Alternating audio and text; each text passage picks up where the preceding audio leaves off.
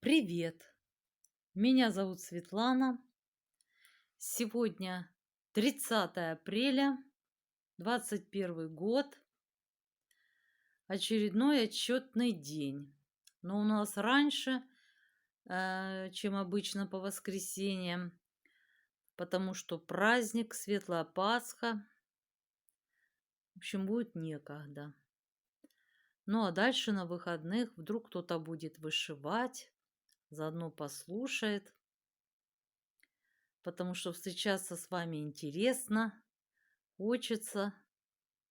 В общем, записала видео. Так, что удалось отшить после предыдущего видео? Это вот ручка одна у нас законченная, появилась вторая, поддерживает бокал. 4200 крестиков. В общем, вышито всего 64% работы. Ну вот так. Ну что, приступим к исполнению обещанного. Обещала подготовить вам материал. Прогулка по Средневековью продолжается у нас. И тема – это монашеские ордена, в частности, иезуиты. Так что добро пожаловать в Средневековье. Значит, хочу напомнить, какой период у нас считается Средневековьем. Начался период этот около 500 года, вскоре после падения Западной Римской империи, и продлился приблизительно до 1500 года, после чего Средневековье сменила эпоха нового времени. Состоит, в свою очередь, из трех периодов. Раннее Средневековье – это с 500 по 1000 год, высокого с 1000 по 1300 год и позднее Средневековье с 1300 по 1500 год. Вот так. Ну а теперь перейдем непосредственно к ордену иезуиты. До создания ордена Общества Иисуса у церкви не было ничего подобного, нет и теперь, как сказал Тонди.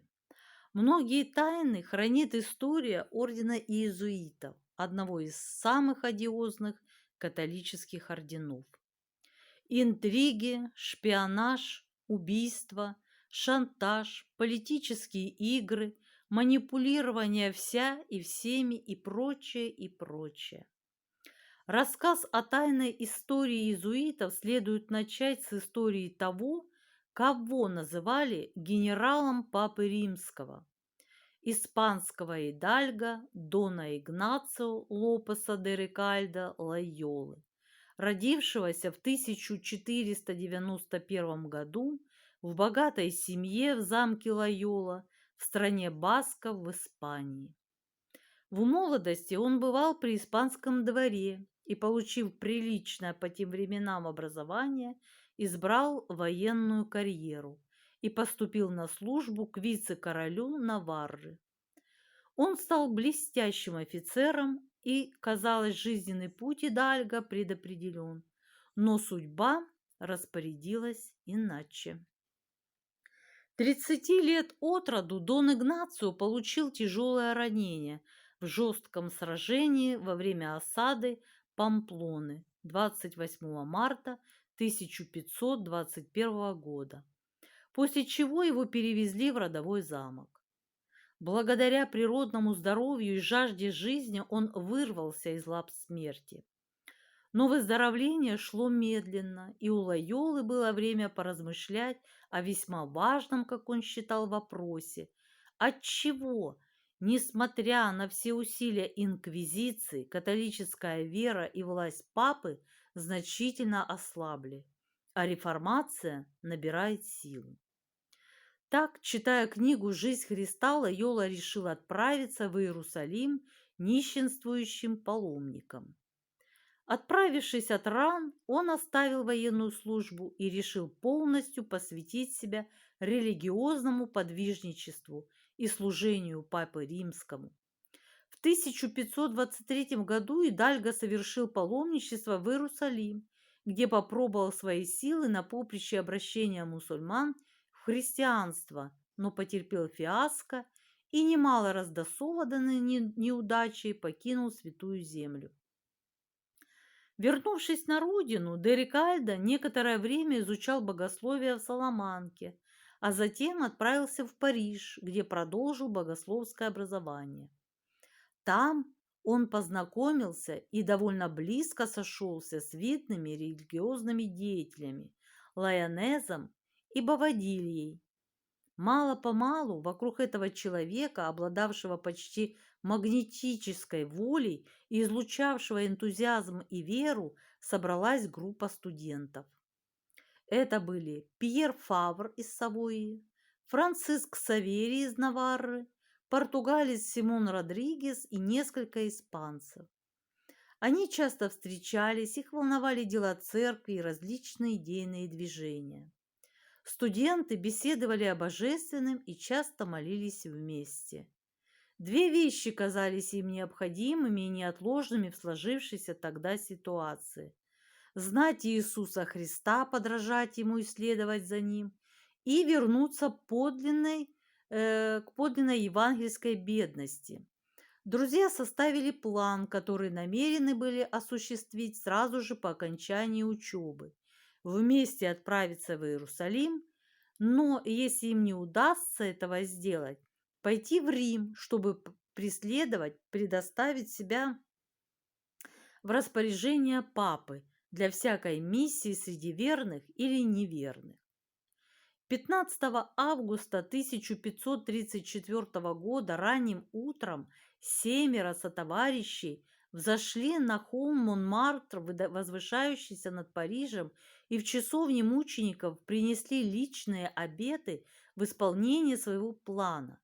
Это произошло во время мессы, которую служил Пьер Фавр, принявший сан священника несколькими месяцами ранее. В конце 1536 года сотоварищи, которых теперь уже было 10, отправились из Парижа в Венецию. Однако из-за войны с турками в Святую Землю суда не отплывали.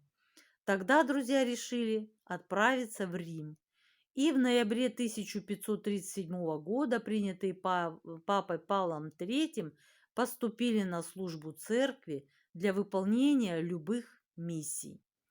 Теперь, когда они знали, что их могут разослать по всему миру, перед ними встал вопрос о том, как сделать так, чтобы ничто не могло разрушить их союз. Напрашивалось очевидное решение. Раз Господь собрал их, людей столь различного образа мыслей из разных стран, то лучше было бы для нас быть таким образом объединенными и связанными в единое тело, чтобы никакое физическое разделение, сколь бы велико оно ни было, не могло нас разделить. При участии богословов Лайнеза и Бовадильи и поддержки единомышленников, которые появлялись у отставного офицера, Дон Игнацио Лопес де Рекальдо Лайола разработал проект монашеского ордена Общества Иисуса, позднее получившего название Ордена Иезуитов от латинской формы имени Иисус. Искушенный в военном деле, придворных интригах и богословии, Дон Игнацио считал, что основной целью нового ордена должны стать защита и распространение власти Римско-католической церкви и папы. Вскоре проект устава был окончательно сформулирован и представлен папе Павлу III. 27 сентября 1540 года орден был создан. Папа наделяет его чрезвычайными привилегиями, несмотря на то, что в ту эпоху отношение к монашеским орденам было весьма неоднозначным. На них возлагалась значительная часть ответственности за упадок в церкви. Тем не менее, после долгого размышления папа все-таки принял решение основать новый монашеский орден. На следующий год Игнацио Лойола стал первым генералом ордена. Обратите внимание, именно генералом, как в армии. Из всех католических монашеских орденов лишь у иезуитов главой был генерал. Через 15 лет, 31 июля 1556 года, основатель ордена скончался и уже в 1622 году был канонизирован католической церковью. Что же собой представлял орден иезуитов и какие задачи он ставил перед собой? Основатель ордена считал, что для того, чтобы бороться с реформацией, надо воспитывать особых, избранных людей, которые были бы фанатично преданы католической церкви. Лойола понял, лучший способ воспитать человека в соответствии с определенным идеалом состоит в завоевании его воображения. Он не останавливается на пожеланиях и проповедях. Он требует действия, выбора, целя жизни. Для достижения этого и был необходим умело разработанный комплекс упражнений, идеально соответствующих поставленной цели. И Лойола создает свои духовные упражнения. Работая над собой, каждый иезуит должен проделывать духовные упражнения в течение 40 дней, дважды в своей жизни, при вступлении в общество Иисуса и по окончании обучения. Для поддержания стойкости духа иезуиты ежегодно по 8 дней повторяют эти упражнения. Место для выполнения процедуры – уединенная келья. Посвящаемый должен пробыть в ней в течение всего срока в молчаливом сосредоточении, общаясь только с духовным наставником и исповедуясь ему. Необходимо уйти в себя, живя одними лишь мыслями и воображаемыми образами.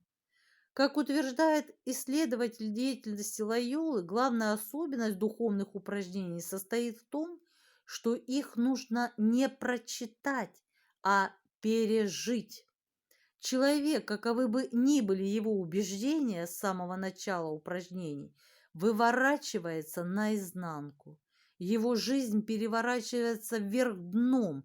Он отвергает теперь то, что раньше почитал, отмечает Тонди, бывший в среде иезуитов 16 лет и проживший книгу Лойолы.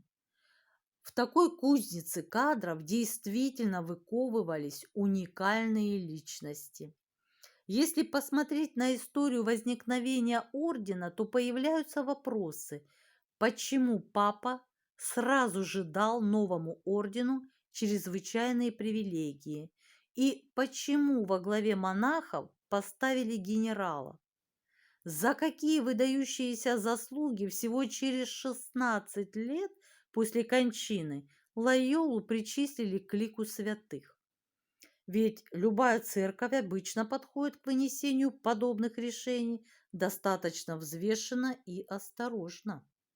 Здесь кроется одна из главных тайн общества Иисуса. Дело в том, что, разработав проект нового монашеского ордена, Лойола предложил папе создать католическую политическую разведку. Да к тому же в виде полувоенной организации с жесткой дисциплиной. Лойола был убежден, что инквизиторы не могли эффективно выполнять разведывательные и контрразведывательные функции. Они были просто грубыми мясниками, а их шпионы и доносчики не умели корректировать в нужном направлении ход политических процессов. Наверняка немалое влияние на основателя ордена оказала поездка на восток, где была сильна секта исмаилитов, которых позднее многие авторы недаром называли мусульманскими иезуитами. Встав во главе ордена, монах-генерал начал создавать армию шпионов и лазутчиков, исповедовавших вовсе не христианское милосердие. Их девизом стали слова «Цель оправдывает средства». Это полностью развязывало иезуитам руки, особенно в отношении язычников и еретиков, коими являлись для Лойолы и христиане-некатолики, например, православные христиане. В течение оставшихся 15 лет своей жизни Игнацио руководит обществом. Он поддерживает впечатляющую переписку 6800 писем и составляет конституцию нового института. Ко дню его смерти она практически завершена.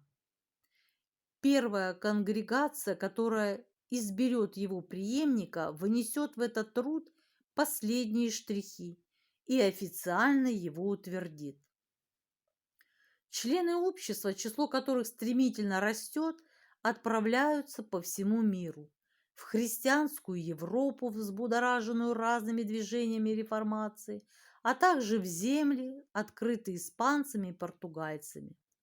Франциск Саверий едет в Индию, потом в Японию и умирает у границ Китая. На брегах Бразилии, прочие в Конго и Мавритании служат церкви. Четыре члена общества участвуют в Тридентском соборе, который занимается реформой католической церкви. Первое столетие существования общества отмечено замечательным развитием, в частности в области науки. Коллегии множатся. Это тяжелая ноша для ордена, но они вносят свой вклад в численный рост общества и его общественное влияние. В 1565 году орден насчитывал 2000 членов, а в 1615, когда умер пятый генерал ордена, 13112. Успехи общества Иисуса на протяжении первого века его существования возбудили соперничество, зависть и интриги других религиозных обществ. Во многих случаях борьба была столь ожесточенной, что орден едва не прекратил свое существование. В эпоху, обуреваемую рождением самых противоречивых идей, таких как янсенизм, квиетизм, просвещение, иезуиты принимали участие во всех спорах. При этом продолжалась миссионерская деятельность ордена. Иезуиты появились во Флориде, в Мексике, Перу, на Мадагаскаре, Филиппинах, в Тибете. В Азии они добились больших успехов. В 1614 году более миллиона японцев стали христианами. В Китае иезуиты получили от императора право на миссионерство благодаря своим знаниям в области астрономии, математики и других наук. После смерти Лойолы его последователь Иаков Лайонес несколько реорганизовал орден в соответствии с замыслами и заветами своего учителя. Вот как выглядела после этого структура общества с точки зрения современных спецслужб. Будучи военной организацией, орден делился на разряды. Первые составляли испытуемые. В течение 2 лет они проходили суровую школу орденской дисциплины, не допускавшую даже мысленных сомнений и малейших колебаний при выполнении приказа вышестоящего иезуитского начальника. И неважно, шла ли речь о доставке тайного послания или убийстве неугодного человека. Ко второму, более высокому в иезуитской иерархии разряду относились схоластики. В течение 5 лет они изучали общие науки и богословие. Причем далеко не все испытуемые, а лишь особо доверенные и способные становились схоластиками и получали весьма основательное по тем временам образование. Во время обучения они должны были таиться друг от друга и заниматься доносительством. Кроме того, их обучали конспиративной работе. а также давали практические знания, необходимые для того, чтобы стать ловцами душ, то есть вербовщиками агентуры. Третий разряд составляли коадьюторы, которые принимали монашеские обеты и вели соответствующий образ жизни. Испытуемые же из схоластики, хотя и являлись членами ордена, могли, ничем не выделяясь, свободно жить в миру. Именно из таких законспирированных иезуитов состояла обширнейшая шпионская сеть общества Иисуса. В свою очередь коадьюторы тоже делились на два разряда. Одни становились духовными коадьюторами, принимали духовный сан и занимались воспитанием юношества, миссионерством и проповедничеством. Ну а по линии тайной деятельности в их обязанности входил негласный поиск подходящих кандидатов для привлечения в ряды членов ордена, а также выведывание всевозможных тайн и распространения нужных иезуитам сведений и слухов. Иногда коадьюторов использовали и для выполнения важных заданий, хотя чаще для этого привлекались схоластики. Например, известный французский шпион-авантюрист шевалье Эон де Бамон был тайным иезуитом и имел степень схоластика.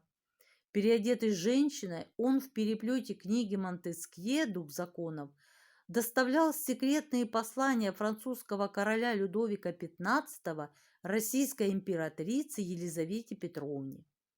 В корсете этой так называемой дамы были зашиты полномочия на ведение переговоров, а в подошве башмака спрятан ключ от шифрованной переписки. Позднее, будучи секретарем французского посла в Лондоне, де Бамон ухитрился незаметно стащить портфель заместителя английского министра иностранных дел Вуда, пока того угощали ужином. Ловкий иезуит успел скопировать лежавшие в портфеле важные документы и также незаметно вернуть портфель дипломату. Естественно, что обо всем он подробно информировал своих начальников по ордену. Вообще, вербовке, агентуры и подготовке собственных лазутчиков в обществе Иисуса уделяли большое внимание. Недаром уже пятый по счету генерал ордена Клавдий Аквавива сам составил для них учебную программу и всячески способствовал открытию новых иезуитских учебных заведений, где можно было бы тайно обучать преданных людей. Кроме духовных, существовали еще и светские коадьюторы, работавшие экономами, поварами, правителями и тому подобное. На первый взгляд кажется странным, что люди, получившие практически университетское образование, столь редкое в Европе в то время, потом шли в услужение. Однако эта странность объясняется просто, ведь в руках этих экономов и управляющих со временем оказывались огромные средства, а от поваров и иезуитов зависела жизнь политических деятелей. Так что общество Иисуса могло распоряжаться и тем, и другим.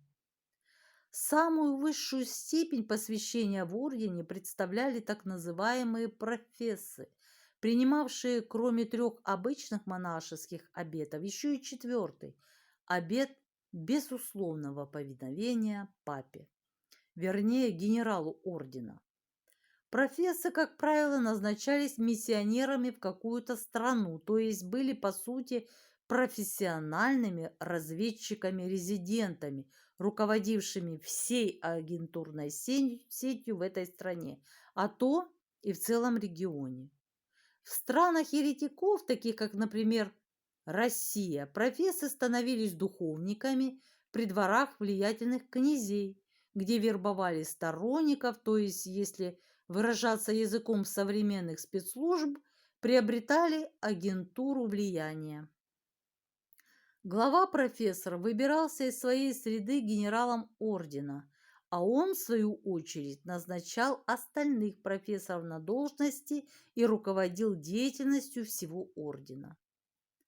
Обратите внимание, главу общества Иисуса назначал не Папа Римский. Иезуиты сами выдвигали его из своей среды и отчитывались только перед ним. Объяснялось это тем, что в разведке, а именно этим прежде всего занимался орден, к профессиональным секретам стараются не допускать никого. К 1616 году орден насчитывал уже более 18 тысяч членов. По тем временам это огромная армия и сумел опутать агентурной сетью многие страны. Иезуиты активно действовали в Испании, Италии, Португалии, католической Германии, Баварии, проникли в Вест-Индию, Японию, Китай, Бразилию и Парагвай. Список преступлений, совершенных иезуитами и их шпионами, занял бы не один том. Например, во Франции они всячески разжигали войну между католиками и гугенотами, действуя под покровительством герцогов Гизов. Считается, что именно иезуиты организовали покушение на короля Генриха IV, после чего их первый раз изгнали из Франции. Но в 1603 году орден сумел вернуться, чему немало способствовали приобретенные ранее агенты влияния. В Германии стараниями иезуитов не прекращалась 30-летняя война, разорившая страну и унесшая множество жизней. Однако утопить реформацию в крови им так и не удалось. Изощренные интриги, шпионаж, отравление, убийства, шантаж, подкупы и прочие весьма неблаговидные дела иезуитов в конце концов вызвали возмущение во многих странах. В 1759 году орден изгнали из фанатично верующей католической Португалии. В 1764 вторично из Франции, а в 1767 иезуитов буквально вышвырнули из цитадели католицизма Испании. Наконец, оппозиция обществу Иисуса дворов великих католических монархов Европы вынудила папу Климента XIV 21 июня 1773 года упразднить орден. Его ликвидировали повсеместно. Последний генерал ордена был заключен в римскую тюрьму, в которой и умер через 2 года. Закрылись коллегии, миссии, были остановлены разнообразные начинания, и иезуиты присоединены к приходскому клиру. Но именно этот удар и явился исходным пунктом для новых побед иезуитов. С помощью 358 изгнанных из России отцов орден смог возобновить свою деятельность в Италии, Англии и Америке. Вскоре и Португалия позволила ордену действовать на ее территории, затем Бельгия, Голландия. Даже в старых протестантских странах иезуиты снова начали вести свою работу среди населения. С этого времени на протяжении практически всего XIX века орден иезуитов оказывал огромное влияние на жизнь католической церкви, особенно на богословие, что в конечном счете способствовало укреплению неограниченной власти папы в католическом мире, возведенное в догмат учение о примате папы и папской непогрешимости. В XX веке иезуиты продолжили свою деятельность, активно вмешивались не только в церковные, но и в мирские дела во всем мире. Сегодня число иезуитов составляет 19 573 человека. Это данные на 2006 год. Из них 13 736 священники. Около 8,5 тысяч иезуитов живут в США, а всего они ведут работу в 122 странах мира, служат в 1536 приходах. Этот самый большой орден католической церкви разрешает своим членам вести светский образ жизни. Их работа сосредоточена главным образом на образовании и интеллектуальном развитии, прежде всего в колледжах и университетах. Итак, детище Игнацио Лойолы оказалось на диво жизнеспособным. Орден иезуитов пережил расцвет и гонения, и до сегодняшнего дня играет активную роль в религиозной и общественной жизни многих стран. Вот так, друзья мои. Сегодня мы познакомились с одним из монашеских орденов – иезуитами. В следующей серии будем знакомиться с следующими монашескими орденами, а также познакомимся ближе с инквизицией. Так что будем вести себя тихо и осторожно, и не забывать, что мы находимся на данный момент в Средневековье. Так, ну а сейчас нам пора уже возвращаться в свои обители, в свои дома, в сегодняшнее время. Вот. Всем желаю мира, здоровья и всех благ. Ну а встретимся с вами в следующей серии.